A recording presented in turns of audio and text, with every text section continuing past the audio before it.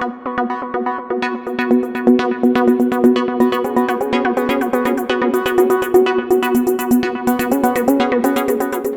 Friends, ഞാൻ ഇന്ന് milk പുഡിങ്ങിൻ്റെ റെസിപ്പിയുമായിട്ടാണ് വന്നേക്കുന്നത്.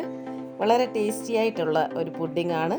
വളരെ കുറച്ച് സാധനവും കൊണ്ട് രുചികരമായി ഉണ്ടാക്കാൻ പറ്റുന്ന ഒരു റെസിപ്പിയാണിത്.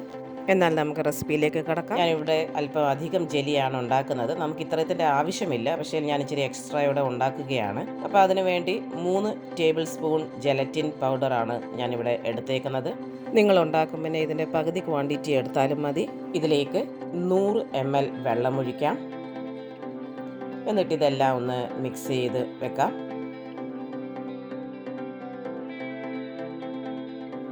ഇനി ഒരു പാൻ സ്റ്റവിലേക്ക് വെക്കാം. അതിലേക്ക് 250 ml വെള്ളമാണ് ഞാൻ എടുത്തേക്കുന്നത്. ഒരു 5 ടേബിൾ സ്പൂൺ പഞ്ചസാര ഇടാം. മധുരം നമ്മുടെ ആവശ്യമനുസരിച്ച് കൂട്ടുകയോ കുറയ്ക്കുകയോ ചെയ്യാവുന്നതാണ്. ഇനി ഇത് പഞ്ചസാര അലിയുന്ന വരെ വെള്ളം ഒന്ന് ചൂടാക്കിയെടുക്കാം. 1/4 ടീസ്പൂൺ സിട്രിക് ആസിഡ് ഇടാം. വെള്ളം തിളച്ച് കഴിഞ്ഞു. ഫ്ലെയിം ഓഫാക്കാം. ഈ ചൂട് വെള്ളം ജെലറ്റിനിലേക്ക് ഒഴിക്കാം. ഇത് നന്നായിട്ടൊന്ന് മിക്സ് ചെയ്യാം. ഇനി ഇതിലേക്ക് അല്പം ഓറഞ്ച് എസൻസ് ആണ് ഞാൻ ഒഴിക്കുന്നത്. ഒരു ഫ്ലേവർ വരാൻ വേണ്ടിയാണ് ഇത് ചെയ്യുന്നത്. അതുകൂടാതെ അല്പം റെഡ് ഫുഡ് കളറൂടെ ഞാൻ ചേർക്കുകയാണ്. കളർ കംപ്ലീറ്റ് ആയിട്ട് മിക്സ് ആകുന്നവരെ ഇതൊന്ന് ഇളക്കി കൊടുക്കാം. ഇനി ഒരു എണ്ണ പുരട്ടിയ പാത്രമെടുക്കാം.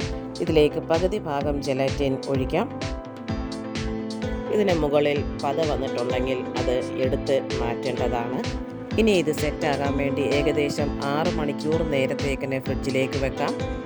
ഇനി ഒരു പാൻ സ്റ്റവിലേക്ക് വെക്കാം. അതിലേക്ക് 2 കപ്പ് പാലാണ് ഞാൻ എടുത്തേക്കുന്നത്. കൊഴുപ്പ് കൂടിയ പാലാണ് എടുത്തേക്കുന്നത്. അതെടുക്കുന്നതാണ് കൂടുതൽ നല്ലത്. ഇനി ഇതൊന്ന് തിളപ്പിച്ചെടുക്കാം. ഇതിലേക്ക് 1/2 കപ്പ് പഞ്ചസാര ഇടാം.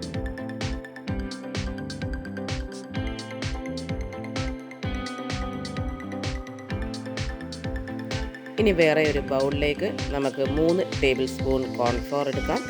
ഇതിലേക്ക് 1/4 കപ്പ് പാലൊഴിക്കാം. എന്നിട്ട് ഇതെല്ലാം ഒന്ന് മിക്സ് ചെയ്തെടുക്കാം. ഇനി ഇതിലേക്ക് 1 ടേബിൾ സ്പൂൺ ജെലറ്റിൻ ഇടാം. ജെലറ്റിന് പകരം 2 ടേബിൾ സ്പൂൺ കോൺഫ്ലോർ ചേർത്താലും മതി.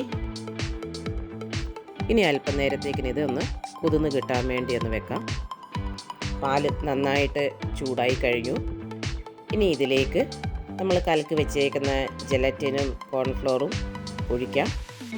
എന്നിട്ട് കണ്ടിന്യൂസ് ആയിട്ട് ഇത് ഇളക്കിക്കൊണ്ടിരിക്കണം. ഇല്ലെങ്കിൽ കട്ട പിടിക്കാൻ സാധ്യതയുണ്ട്. ഇനി ഇതിലേക്ക് അല്പം ഐസ്ക്രീം എസൻസ് ആണ് ഞാൻ ഒഴിക്കുന്നത്. വാനില എസൻസ് ഒഴിച്ചാലും മതി. ഇനി ഇത് ആറാൻ വേണ്ടി നമുക്ക് വെക്കാം. അന്നേരത്തേക്കിന് നമ്മുടെ ജെലറ്റിൻ 6 മണിക്കൂർ കഴിഞ്ഞായിരുന്നു. നന്നായിട്ട് ഇത് സെറ്റായി കഴിഞ്ഞു. ഇതിനെ മുറിച്ചെടുക്കാം. അതിനുവേണ്ടി ഒരു നോസിലാണ് ഞാൻ എടുത്തേക്കുന്നത്. ഏതെങ്കിലും ചെറിയ അടപ്പെടുത്താലും മതി. വട്ടത്തി ഇത് കുറച്ച് പീസസ് ആയിട്ടൊന്ന് മുറിച്ചെടുക്കാം. ജെലറ്റിനെല്ലാം മുറിച്ച് കഴിഞ്ഞു. ഇനി വേറെ ഒരു പാത്രത്തിൽ അല്പം എണ്ണ പുരട്ടിയിട്ട് നമുക്ക് മുറിച്ച് വെച്ചേക്കുന്ന ജെലറ്റിൻ ഒന്ന് അടുക്കി വെക്കാം. നമ്മൾ ഉണ്ടാക്കി വെച്ചിരുന്ന മിൽക്ക് പുഡിങ്ങിൻ്റെ ബാറ്റർ ഒന്ന് അരിച്ചെടുക്കാം. എന്തെങ്കിലും ഇടയ്ക്ക് കട്ട പോലെ ആയിട്ടുണ്ടെങ്കിൽ അതൊന്ന് മാറ്റാൻ വേണ്ടിയാണ് ഇങ്ങനെ ചെയ്യുന്നത്. ഇനി ഇത് പതിയെ നമ്മൾ അടുക്കി വെച്ചേക്കുന്ന ജെലറ്റിൻ്റെ പാത്രത്തിലേക്ക് ഒഴിക്കാം. അതിൻ്റെ മുകളിലേക്ക് അല്പം ടോപ്പിങ്ങിന് വേണ്ടി ഞാൻ പിസ്തയും ബദാമിൻ്റെയും പീസസ് ആണ് ഇടുന്നത്.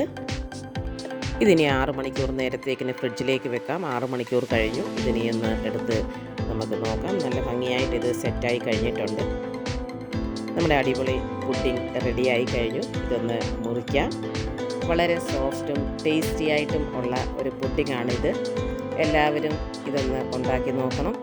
എന്നിട്ട് നിങ്ങളുടെ കമൻറ്റ്സ് എന്നെ തീർച്ചയായിട്ടും അറിയിക്കണം. എൻ്റെ ഈ വീഡിയോ നിങ്ങൾക്ക് ഇഷ്ടപ്പെട്ടെങ്കിൽ ലൈക്ക് ചെയ്യാനും ഫ്രണ്ട്സുമായി ഷെയർ ചെയ്യാനും ഇതുവരെ സബ്സ്ക്രൈബ് ചെയ്തിട്ടില്ലെങ്കിൽ സബ്സ്ക്രൈബ് ചെയ്യാനും മറക്കല്ലേ.